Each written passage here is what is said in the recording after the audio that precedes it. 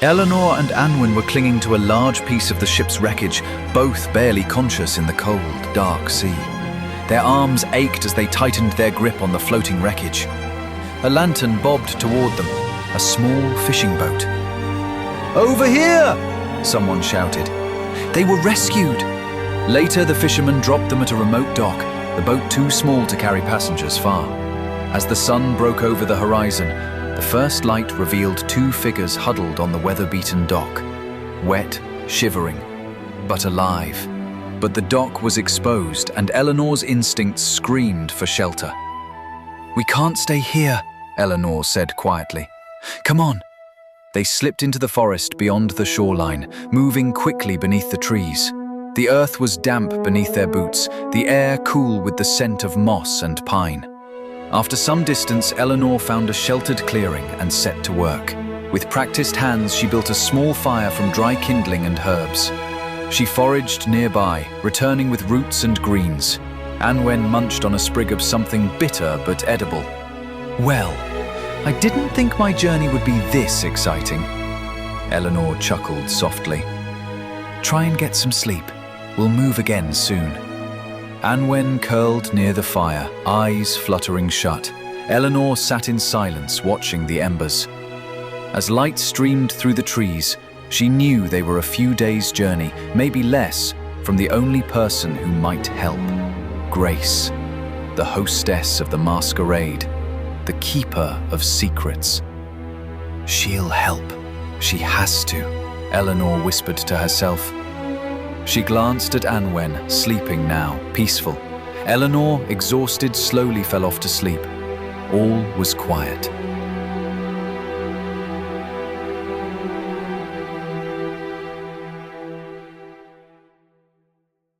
The forest was quiet, the small fire still burning.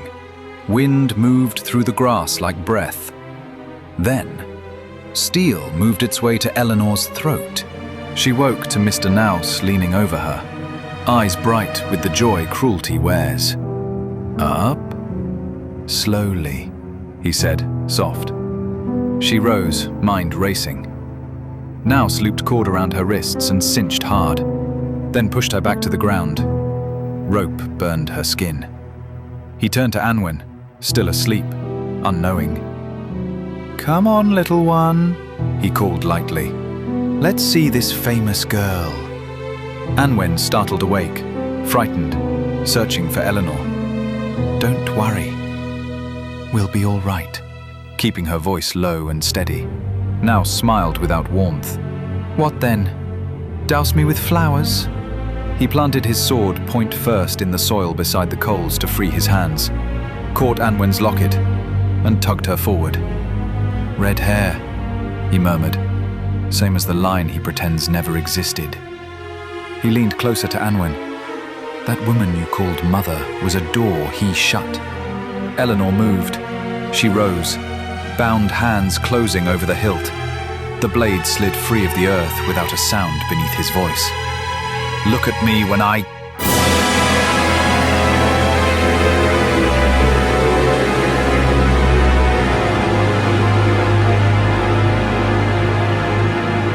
Nouse hit the ground hard. Eleanor stood over his lifeless body and whispered, "No flowers for you, only an ending." Eleanor looked at Anwen. "Are you hurt?" Anwen shook her head. "We go, now." They slipped into the trees. The wind took their footprints, as it always had.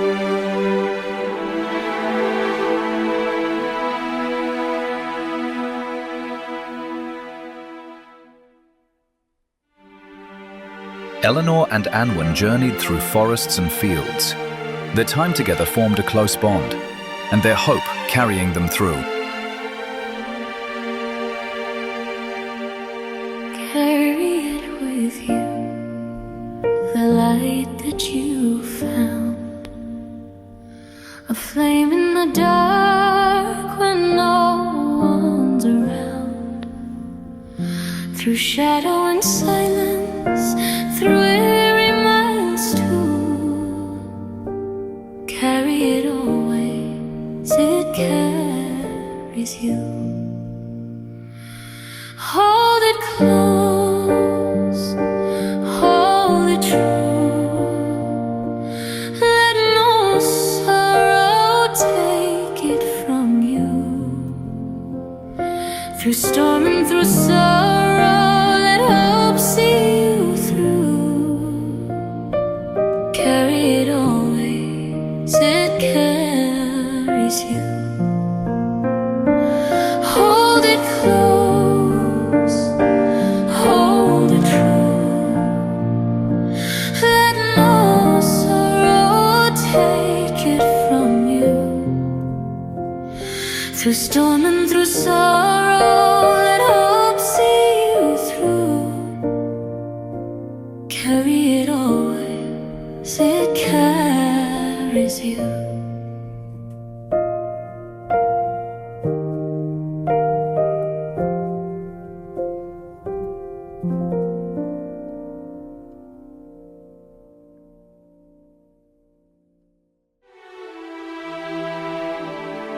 They waited until morning to approach the grand house. Mist clung to the hills as Eleanor and Anwen stood before its towering doors. Eleanor raised her hand and knocked firmly. Moments later, a tall, stern-faced butler opened the door. He looked down at them with disdain.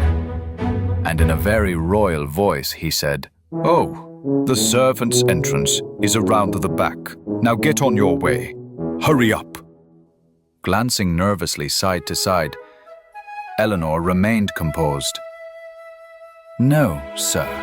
We are here to see Grace." The butler's eyes narrowed. "Lady Grace is busy and doesn't have time to speak with people like you. Now be off before I ring for the guard." "Please, sir, if I could just speak with her for a moment." "No, no, no," the butler barked, cutting her off. A voice called from within. "Chester, who is it?" "Vagrants, my lady." Grace appeared at the doorway, regal and poised, her eyes locked onto Eleanor, and her expression transformed. "Eleanor, my darling, what on earth are you doing here?" Chester bowed and disappeared. They embraced tightly. Looking around cautiously, Grace whispered, "You should not be here, Eleanor. It's far too dangerous. There are eyes everywhere." Eleanor spoke quickly. "I need your help, Grace. This is Anwen." Grace studied the girl, then glanced at Eleanor. "I see. Well, you'd better come in and let's see what else we can do." She ushered them through the grand entrance hall, its marble floors and high windows gleaming with morning light.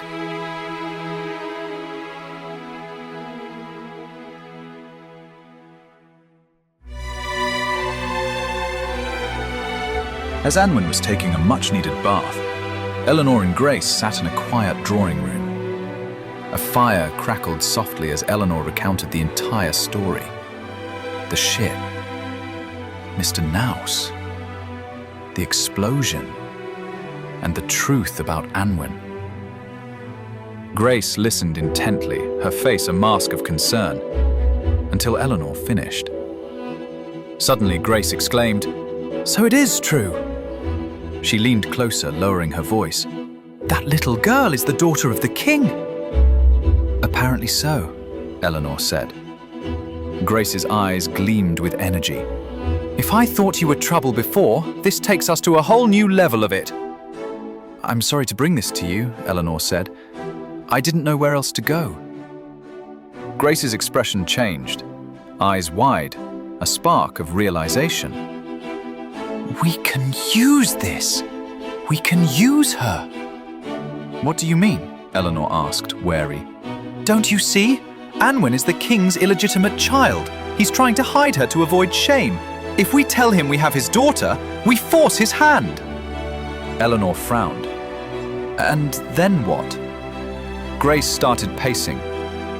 "I've spent years gathering evidence. Corruption, betrayal, rot in the courts. If we get the king to see it, really see it, he'll have no choice but to act. We can demand justice. We can make things right." She turned to Eleanor, her voice trembling with conviction. "You've brought us our freedom!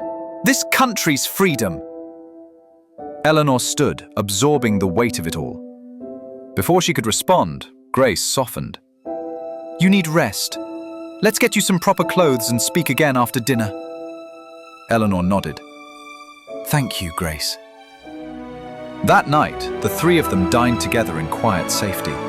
Grace's stories filled the room with laughter, and for the first time in days, Eleanor allowed herself to breathe.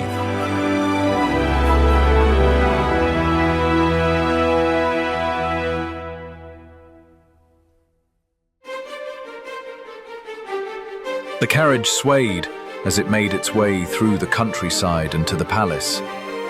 Eleanor, in her costume, foreign silks, a gilded mask in her lap, while Grace, composed and bright-eyed, sat opposite in the carriage. "All right," Grace said. "Run it once more." Eleanor nodded. When the troop wheel out the cage for the final trick, I step on as one of them. I seed the lanterns at the base with the herb linen. The flame takes it. Smoke blooms fast and low, giving them cover to bring in the leopard. While the hall is watching the miracle, I cross the floor to the king. I bow as the healer and place the note in his hand. Then I vanish back into the troop. Grace's mouth curved. "What could possibly go wrong?" she teased. Then the smile fell into purpose. "Listen to me, Eleanor. This may be our only clean way to the king. That note must bring him to us. Tomorrow at dusk, the old cottage on my lower pasture. If he comes, I can put the proof of corruption in his hands. Names, ledgers, the rot. If he doesn't, I understand. I do. Good." Grace tapped the folded paper in Eleanor's satchel. The wording is simple: a place, a time, and a reason to come to find the girl he's missing. No names, no accusations. Curiosity will do the rest. Eleanor glanced at the mask, then back at Grace. "Smoke, step, palm, gone," she said, counting. "Smoke, step, palm, gone," Grace echoed, softer. "If a guard moves, melt back into the troop and out the west doors. If the smoke runs high, aim lower, into the lantern trays. If the king looks away, don't chase him. Take the breath, try once, and disappear." The carriage slowed. Beyond the window, the palace blazed like noon. Grace leaned in and said, "Whatever happens, you don't become the story, the note does." Eleanor drew the mask over her face.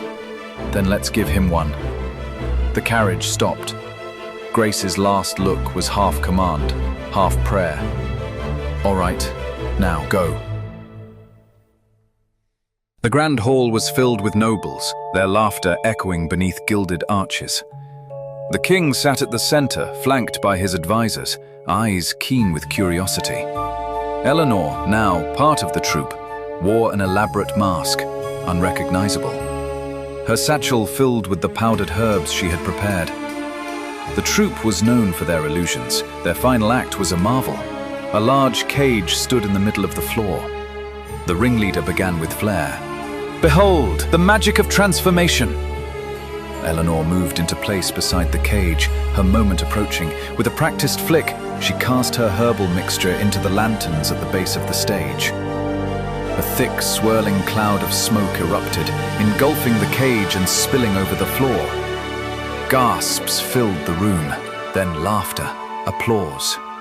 In the confusion, Eleanor slipped away from the stage and approached the king's throne, head bowed low. She reached his side, just a breath of distance, and delicately placed a folded note onto the palm of his hand, resting on the arm of the chair. She turned quickly, blending back into the haze. The smoke cleared, the crowd erupted. Inside the cage was a real leopard, staring with regal indifference.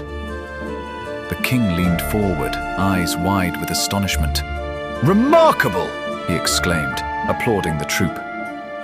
Eleanor stood among them, hidden in plain sight, her heart racing.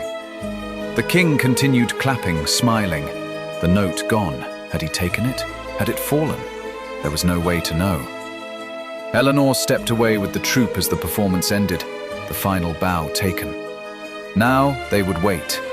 If the king came to the cottage on Grace's land at dusk tomorrow, they would have their answer.